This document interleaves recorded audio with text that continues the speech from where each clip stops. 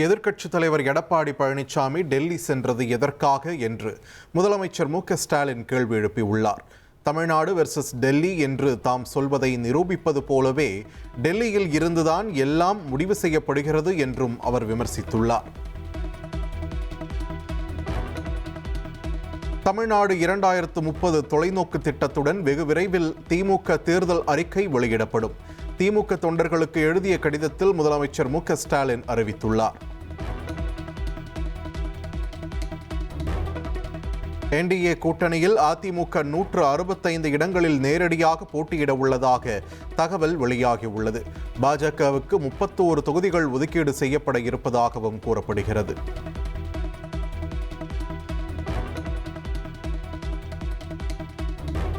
கூட்டணியில் அங்கம் வகிக்கும் பாமகவுக்கு 17, அமமுகவிற்கு 9 என தொகுதிகளை ஒதுக்கீடு செய்ய அதிமுக திட்டமிட்டுள்ளதாக கூறப்படுகிறது. புதிய நீதி கட்சி, ஃபார்வர்ட் பிளாக் உள்ளிட்ட சிறிய கட்சிகளை இரட்டை இலை மற்றும் தாமரை சின்னத்திலேயே போட்டியிட வைக்க இரு கட்சிகளும் வலியுறுத்தி வருவதாகவும் தகவல் வெளியாகியுள்ளது.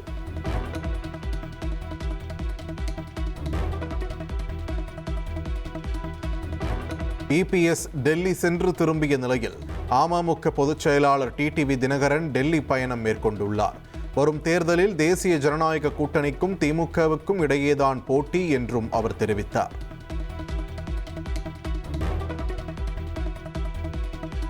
இபிஎஸ்ஐ தொடர்ந்து மத்திய அமைச்சர் அமித்ஷாவை பாமக தலைவர் அன்புமணி இன்று சந்திக்கிறார். என்டிஏ கூட்டணியில் தொகுதி பங்கீடு பேச்சுவார்த்தை இறுதிக்கட்டத்தை எட்டியுள்ளதாக கூறப்படும் நிலையில் ஆலோசனை மேற்கொள்கிறார்.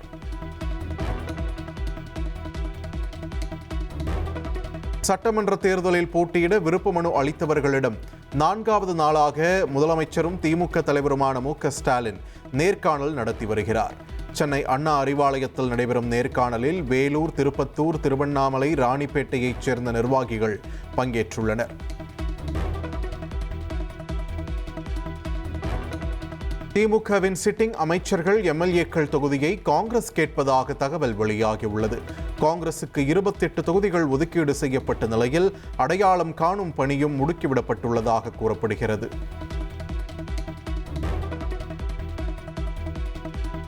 திமுக தொகுதி பங்கீடு பேச்சுவார்த்தை குழுவிடம் விருப்பமான 10 தொகுதிகளின் பட்டியலை இந்திய கம்யூனிஸ்ட் கட்சி வழங்கியுள்ளது. இந்திய கம்யூனிஸ்ட் கட்சிக்கு 5 தொகுதிகள் ஒதுக்கப்பட்டுள்ள நிலையில் சிட்டிங் எம்எல்ஏக்கள் இருக்கும் தொகுதிகளை உள்ளடக்கி பட்டியல் வழங்கப்பட்டுள்ளது.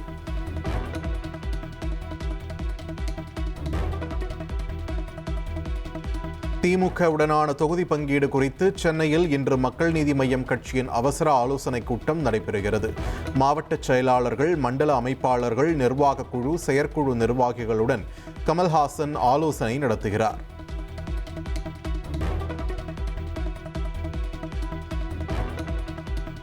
சட்டமன்ற தேர்தலையொட்டி விசிக சார்பில் நாளை முதல் விருப்ப மனு விநியோகிக்கப்படும் என்று அறிவிக்கப்பட்டுள்ளது.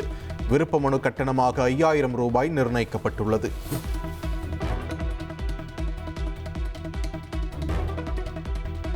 நாம் தமிழர் கட்சி ஒருங்கிணைப்பாளர் சீமான் வரும் திங்கட்கிழமை திருத்தணி தொகுதியில் இருந்து தனது தேர்தல் பிரச்சாரத்தை தொடங்குகிறார். சீமானின் பிரச்சார பயண திட்டம் இன்று மாலை வெளியாகிறது.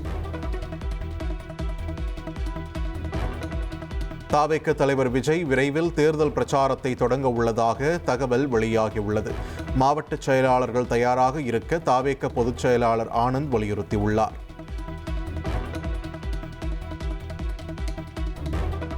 எந்த ஒரு வேட்புமனுவும் தேர்தல் ஆணையத்தால் ரத்து செய்ய முடியாத அளவிற்கு தயார் செய்ய வேண்டும் என்று தாவேக நிர்வாகிகளுக்கு ஆனந்த் அறிவுறுத்தியுள்ளார்.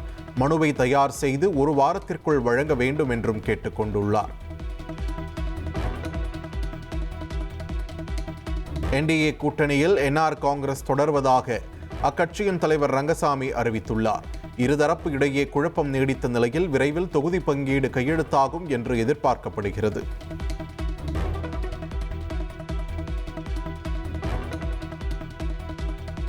புதுச்சேரி சட்டமன்ற தேர்தலில் முதல்வர் ரங்கசாமி 2 தொகுதிகளில் போட்டியிட உள்ளார். மங்களம், தட்டாஞ்சாவடி ஆகிய 2 தொகுதிகளில் என்ஆர் காங்கிரஸ் சார்பில் களமிறங்குகிறார். தமிழகத்தை தொடர்ந்து புதுச்சேரியிலும் தாவேக தனித்து போட்டியிடுகிறது. புதுச்சேரி தாவேக வேட்பாளர் பட்டியல் நாளை வெளியாகும் நிலையில் 30 வேட்பாளர்களும் வரும் 23ஆம் தேதி வேட்புமனு தாக்கல் செய்கின்றனர்.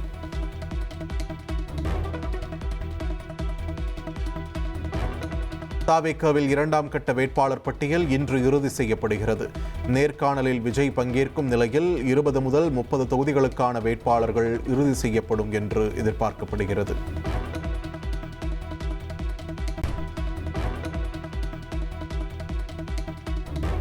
தமிழகம் முழுவதும் தேர்தல் பறக்கும் படைக்குழுவினர் வாகன சோதனையை தீவிரப்படுத்தியுள்ளனர். உரிய ஆவணங்களின்றி எடுத்துச் செல்லப்படும் பணம், நகைகள் மற்றும் பரிசு பொருட்கள் பறிமுதல் செய்யப்படுகின்றன.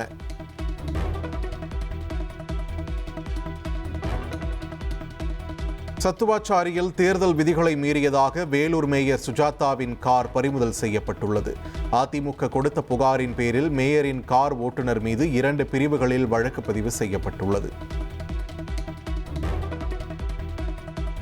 ராமநாதபுரத்தில் இவிஎம், விவிபேட் இயந்திரங்களை தேர்தல் அதிகாரிகள் பைக்கில் எடுத்துச் சென்றதால் சர்ச்சை எழுந்துள்ளது. பாதுகாப்பற்ற முறையில் இயந்திரங்களை எடுத்துச் செல்வது தேர்தல் விதிமுறைகளுக்கு எதிரானது என்று சமூக ஆர்வலர்கள் குற்றம் சாட்டியுள்ளனர்.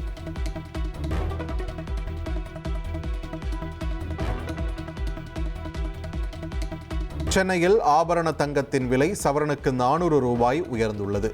1 கிராம் தங்கம் 13,950 ரூபாய்க்கும், 1 சவரன் தங்கம் 1,11,600 ரூபாய்க்கும் விற்பனை செய்யப்படுகிறது.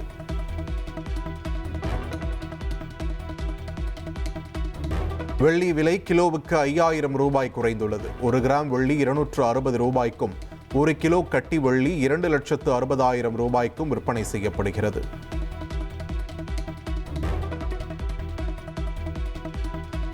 இந்திய பங்குச்சந்தைகள் இன்று 860 புள்ளிகள் உயர்வுடன் வர்த்தகத்தை தொடங்கியுள்ளன. மும்பை பங்குச்சந்தையான நிஃப்டி 23,250 புள்ளிகளுடன் வர்த்தகமாகிறது.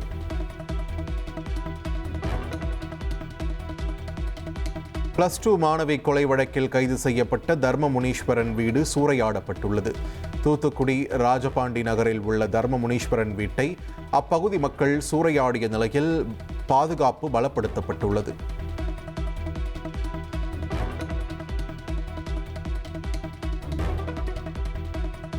தூத்துக்குடியில் பாலியல் வன்கொடுமை செய்து கொள்ளப்பட்ட +2 மாணவியின் உடல் பெற்றோரிடம் ஒப்படைக்கப்பட்டது. பலத்த போலீஸ் பாதுகாப்புடன் உடல் தூத்துக்குடி அரசு மருத்துவமனையில் இருந்து அனுப்பி வைக்கப்பட்டது.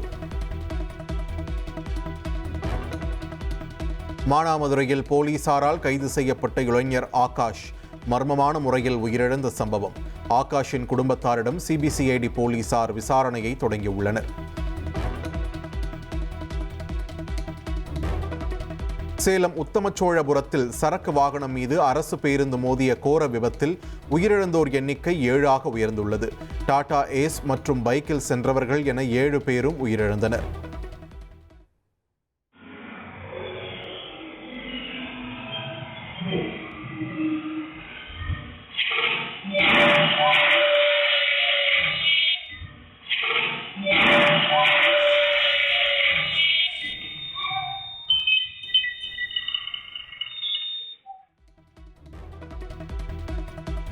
ரம்ஜானை ஒட்டி தமிழகம் முழுவதும் மசூதிகளில் சிறப்பு தொழுகை நடைபெற்றது. மதுரை, கோவை, நெல்லை என பல்வேறு மாவட்டங்களில் நூற்றுக்கணக்கான இஸ்லாமியர்கள் தொழுகையில் ஈடுபட்டனர்.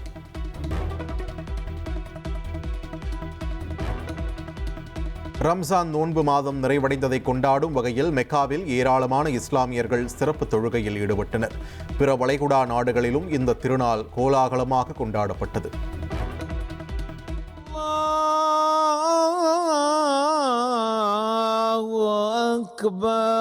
الله أكبر ولله وسبحان الله بكرة وأصيلا وعلى آله وصحبه. பிரசித்தி பெற்ற திருச்சி திருவானைக்காவல் அகிலாண்டேஸ்வரி சமேத ஜம்புகேஸ்வரர் திருக்கோவிலில் பங்குனி தேரோட்டம் வெகு விமர்சையாக நடைபெற்றது. ஓம் நமச்சிவாய என்ற பக்தி முழக்கத்துடன் ஆயிரக்கணக்கான பக்தர்கள் தேரை வடம் பிடித்து இழுத்துச் சென்றனர்.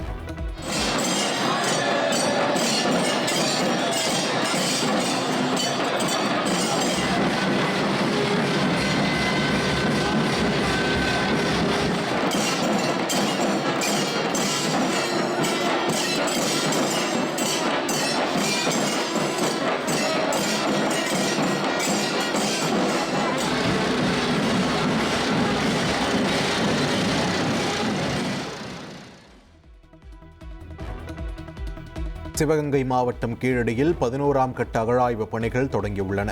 முந்தைய கட்டங்களில் கண்டறியப்பட்ட பிரம்மாண்ட செங்கல் கட்டுமானத்தின் தொடர்ச்சியை தேடும் வகையில் 1.5 ஏக்கர் பரப்பளவில் அகழாய்வு மேற்கொள்ளப்படுகிறது.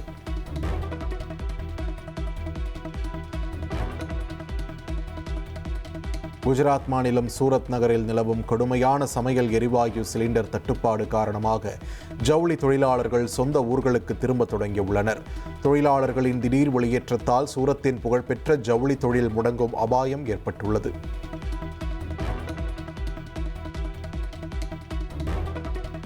குஜராத்தில் சாட் ஜிபிடியை பயன்படுத்தி கள்ள நோட்டு அச்சடித்து விநியோகம் செய்த கும்பல் கைது செய்யப்பட்டுள்ளது.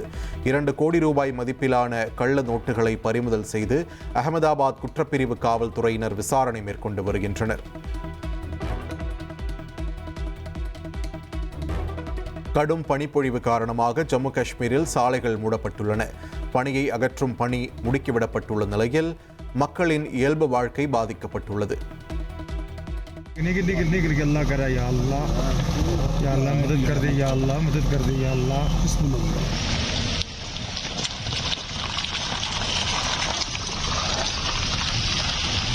चल चल निकल के आगे निकलो गड्डी रहने दो निकलो के चलो चलो चलो चलो। வளைகுடா நாடுகளின் எரிசக்தி உள்கட்டமைப்புகள் மீது ஈரான் தாக்குதல் நடத்திய நிலையில் மத்திய கிழக்கில் உள்ள எரிசக்தி மற்றும் நீர் கட்டமைப்புகள் மீதான தாக்குதல்களை நிறுத்தி வைக்குமாறும் அதிகபட்ச நிதானத்தை கடைபிடிக்குமாறும் ஐரோப்பிய ஒன்றிய தலைவர்கள் கோரிக்கை விடுத்துள்ளனர். மேலும் இந்த போர் சூழலால் கச்சா எண்ணெய் மற்றும் எரிவாயு விலை போருக்கு முந்தைய காலத்தை விட தற்போது 2 மடங்கு அதிகரித்துள்ளதாக ஐரோப்பிய ஆணையத்தின் தலைவர் உர்சுலா வாண்டெர் லேயன் தெரிவித்துள்ளார். பிரசல்ஸ் நகரில் நடைபெற்ற உச்சி மாநாட்டிற்கு பிறகு பேசிய அவர், எரிசக்தி விலை உயர்வை கட்டுப்படுத்த அவசரகால நடவடிக்கைகள் எடுக்கப்பட்டு வருவதாகவும் அவர் குறிப்பிட்டுள்ளார்.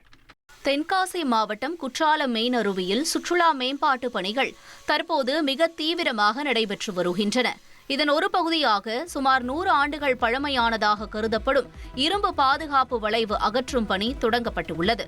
சுற்றுலா பயணிகளின் பாதுகாப்பிற்காகவும் அருவியின் நீர்வரத்தை கணிப்பதற்காகவும் ஆங்கிலேயர் காலத்தில் அமைக்கப்பட்ட இந்த பாதுகாப்பு வளைவு தற்போது பேரூராட்சி நிர்வாகத்தால் அகற்றப்பட்டு வருகிறது. முதலில் இயந்திரங்கள் மூலம் அகற்ற முயன்றபோது கட்டுமானம் மிகவும் வலுவாக இருந்ததால் தற்போது பணியாளர்களை கொண்டு படிப்படியாக அகற்றும் பணிகள் நடைபெறுகின்றன. இந்த வளைவு முழுமையாக அகற்றப்பட்ட பிறகு அருவிக்கரையில் கூடுதல் தரைப்பகுதிகள் அமைக்கப்பட உள்ளன. இதன் மூலம் ஒரே நேரத்தில் அதிகப்படியான சுற்றுலா பயணிகள் பாதுகாப்பாக குளிப்பதற்கு வழிவகை செய்யப்படும் என்று அதிகாரிகள் தெரிவித்துள்ளனர்.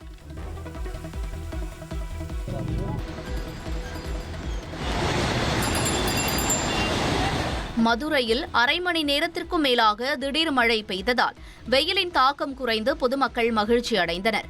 ஆனால் பல முக்கிய சாலைகளில் மழைநீர் தேங்கியதால் போக்குவரத்து பாதிக்கப்பட்டதுடன் பாதசாரிகள் மற்றும் வாகன ஓட்டிகள் கடும் சிரமத்திற்கு உள்ளாகினர்.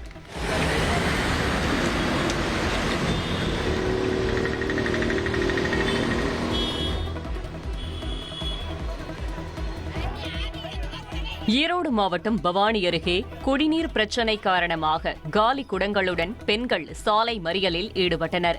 1 மாதமாக தண்ணீர் வராத அதிருப்தியில் நல்லிப்பாளையம் பகுதியில் 100க்கும் மேற்பட்ட பொதுமக்கள் சாலையில் அமர்ந்து போராட்டத்தில் ஈடுபட்டனர்.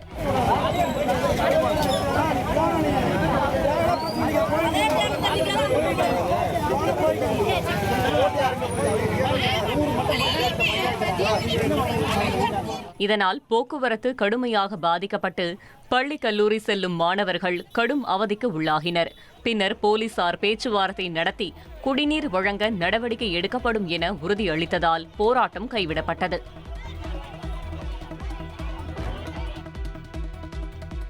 இன்று உலக சிட்டுக்குருவி தினம் அனுசரிக்கப்படும் நிலையில் தமிழகத்தில் சிட்டுக்குருவி இனங்கள் வேகமாக குறைந்து வருவது கவலை அளிக்கிறது. நகரமயமாதலால் பாரம்பரிய ஓட்டு வீடுகள் குறைந்து கான்கிரீட் கட்டிடங்கள் அதிகரித்ததால் இப்பறவைகள் கூடு கட்ட முடியாமல் அழிவின் விளிம்பில் தள்ளப்பட்டுள்ளன. ஆனால் நீலகிரி மாவட்டத்தில் மட்டும் பழமையான வீடுகள், இயற்கை சூழல் மற்றும் தேவையான தானியங்கள் கிடைப்பதால் சிட்டுக்குருவிகளின் எண்ணிக்கை அதிகரித்து வருகிறது. மேலும் பலர் தங்கள் வீடுகளில் மண்பானை, மூங்கில் போன்றவற்றால் கூண்டுகளை அமைத்து பாதுகாப்பு அளித்து வருகின்றனர். மக்கள் தங்கள் வீடுகளின் முன்பு தானியம் மற்றும் தண்ணீர் வைப்பதன் மூலம் சிட்டுக்குருவி இனத்தை காப்பாற்ற முடியும் என சுற்றுச்சூழல் ஆர்வலர்கள் வலியுறுத்துகின்றனர். இதேபோல் அரசு சிட்டுக்குருவிகளை பாதுகாக்க தனி திட்டம் கொண்டு வர வேண்டும் என்ற கோரிக்கையும் எழுந்துள்ளது. ரம்ஜான் பண்டிகையை முன்னிட்டு புதுக்கோட்டை நகராட்சி ஆட்டுச் சந்தையில் ஆடுகள் விற்பனை களைகட்டியது. தமிழக தேர்தல் நடத்தை விதிகளால் 50,000 ரூபாய்க்கு மேல் கொண்டு செல்ல கட்டுப்பாடு உள்ள நிலையில் வியாபாரிகள் நூதன முறையை கையாண்டனர். பறக்கும் படையினரிடம் சிக்காமல் இருக்க வியாபாரிகள் ஆடு விற்ற பணத்தை தங்களது உறவினர்கள் ஒவ்வொருவரிடமும் தனித்தனியாக 50,000 என பிரித்து கொடுத்து எடுத்து சென்றனர். இதனால் சந்தையில் வியாபாரிகளை விட அவர்களுடன் வந்த உறவினர்களின் கூட்டமே அதிகம் காணப்பட்டது. மேலும் இன்று ஒரே நாளில் சுமார் 3 கோடி ரூபாய் வரை ஆடுகள் விற்பனையானது.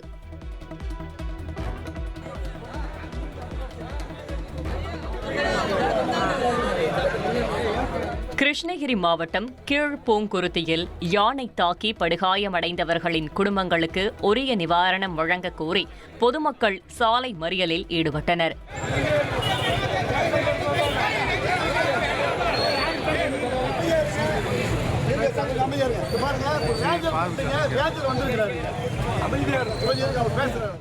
அதிகாலையில் சாலையில் நடந்து சென்ற கொண்டப்பன் மற்றும் கனகப்பனை ஒற்றை காட்டு யானை தாக்கியதாக கூறப்படுகிறது. இதையடுத்து படுகாயமடைந்த இருவரும் அப்பகுதியினரால் மீட்கப்பட்டு சிகிச்சைக்காக மருத்துவமனையில் அனுமதிக்கப்பட்டனர். யானைகளை காட்டுக்குள் விரட்ட வேண்டும் உள்ளிட்ட கோரிக்கைகளை வலியுறுத்தி அப்பகுதியினர் போராட்டத்தில் ஈடுபட்டதால் பரபரப்பு ஏற்பட்டது.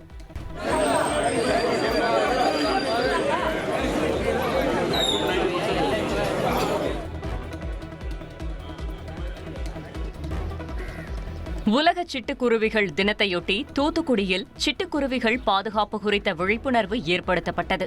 இதுகுறித்து பேசிய அகஸ்திய மலை சமூக பாதுகாப்பு மையத்தின் மூத்த பறவையியல் ஆய்வாளர் மதிவாணன், நவீன கட்டிட அமைப்பு மற்றும் அலைபேசி கோபுரங்களால் அழிந்து வரும் சிட்டுக்குருவிகளை பாதுகாக்க பொதுமக்கள் தங்கள் வீடுகளில் செயற்கை கூடுகளை அமைக்க வேண்டும் என்றும், குருவிகளுக்கு தேவையான தானியங்கள் மற்றும் தண்ணீரை வழங்க வேண்டும் என்றும் வலியுறுத்தினார்.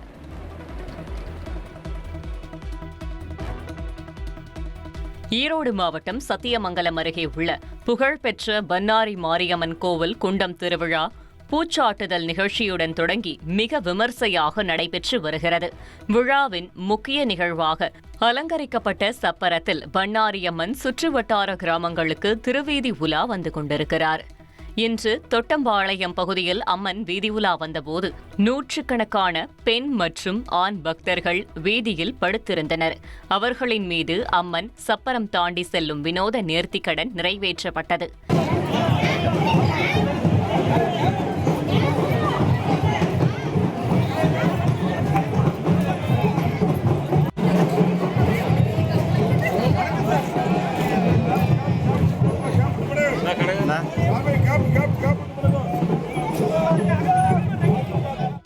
இவ்வாறு செய்வதன் மூலம் தாங்கள் நினைத்த காரியங்கள் தடையின்றி நிறைவேறும் என்பது பக்தர்களின் நம்பிக்கையாக உள்ளது.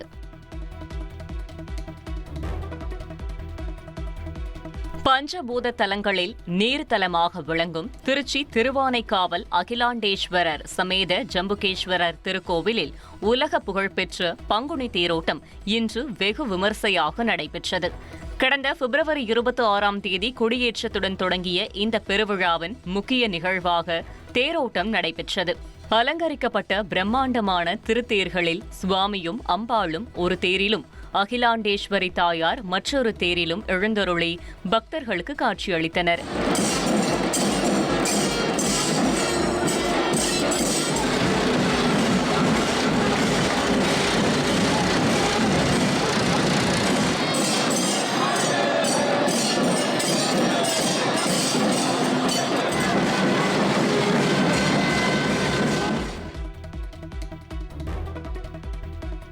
இயக்குனர் மணிரத்னத்தின் அடுத்த படத்திற்கு A.R. ரஹ்மான் இசையமைக்க உள்ளதாக அதிகாரப்பூர்வமாக அறிவிக்கப்பட்டுள்ளது. சாய் அபயங்கர் இசையமைக்க உள்ளதாக வெளியான தகவலை மறுக்கும் வகையில் புதிய போஸ்டரை படக்குழு வெளியிட்டுள்ளது.